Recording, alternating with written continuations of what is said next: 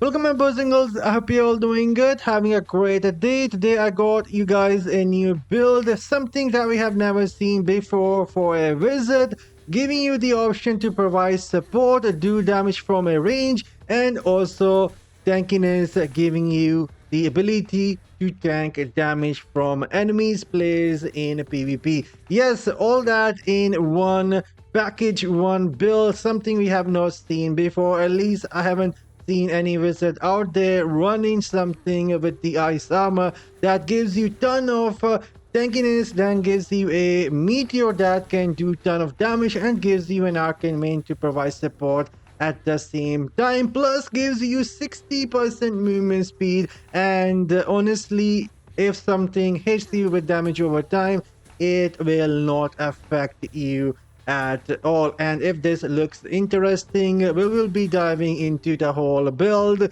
in couple of seconds, and I will showcase how powerful this shield can be for a wizard.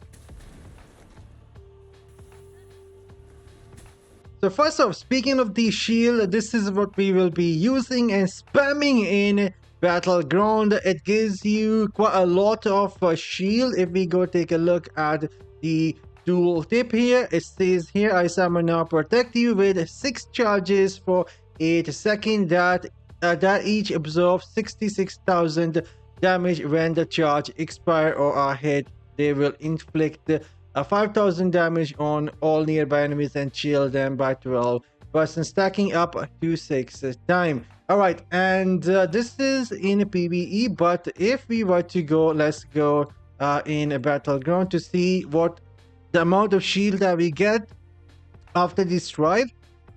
Let's see. It is still going to be decent. The Ice Armor now protect you with 6 charges for a second that each absorb 48,000 damage. And look at that, what we can do here. Just keep on spamming 2 buttons here. That is Meteor and the Arcane Main, and you will never ever run out of the Hailstone. Look at that. You will never run out of this, and you can stay at distance, providing support and hitting enemies with a meteor. And this arcane wind is not just there for fun, it will also slow the movement and attack speed of the enemies, and so you have a lot of support. Look at that, I did not took any damage from this dude and can deal some decent amount of damage with a meteor as well. And if this looks interesting, let's dive into the whole build. As always, starting with the skill setup, we are using magic missile. You can use whatever, but we are staying at distance, so I go with the magic missile. Then slow time, ice armor, arcane wind, and a meteor. For the Paragon, this is how it is set up. For me, you can play with the different nodes, but since we're going support and tank, this is what I like to use. As for the Warband Bonus, make sure that we are using Protector and we have the Shepherd Bird and Remnant for increased character size. If you don't know, having an increased character size in Diablo Immortal can actually make your character move faster. Another thing here, when you select the Protector, you can click on this tab and make sure it is set to block. And other than that, some important stats that we would need for the build is going to be the eternal effect for the slow time. You will need 4 out of 4, so you can increase the duration of the slow time skill on yourself. Otherwise, you're gonna have a hard time keeping 100% uptime for the skill, which is really important. Without that, it is not gonna feel that great. So having 4 pieces of eternal effect for the slow time is going to be a must. After that, you can try and add some for the meteor. So if you hit enemies with a meteor, they will take more damage from you. And other than that, as always, try and get as much critical hit chance on your helm, shoulder, main hands, and offhand. And after that, try and get the critical hit damage on your helm, shoulder, weapons, and if you can also try and add accuracy for PvP. That way the players will not able to block or dodge your hits and you can also try and get the skill damage. And on the chest and the legs, try and get the beneficial duration as much as you can. For the belt and boost, get the beneficial duration as well. Rings, try and get the skill cooldown. On the amulet, try and get that as well. And my Reforge for the PvP, this is how it is set up. Duration of beneficial effect increase, damage taken while suffering from loss of control decrease, damage taken from play reduced, and then critical hit damage increase or skill damage increase. And for the cursed item, basically, since I stay at the range, I don't utilize it all that much, so you can play with it. You can go and use whatever works best for you. And now for the set pieces, we are utilizing 4 pieces of Grace of Deflection, since we are hitting with some damage over time gems like Seeping Bowl and the Haunt Coil, Blood Flow, and then we have the Rolling Consequence. They all have some sort of damage over time like Fire, Bleed, and Poison. So Grace 5th piece bonus is going to be really handy in cancelling or doing some additional damage. You can try something else, but this works really good. Then 2 pieces of Ritus Arches to extend the beneficial duration of our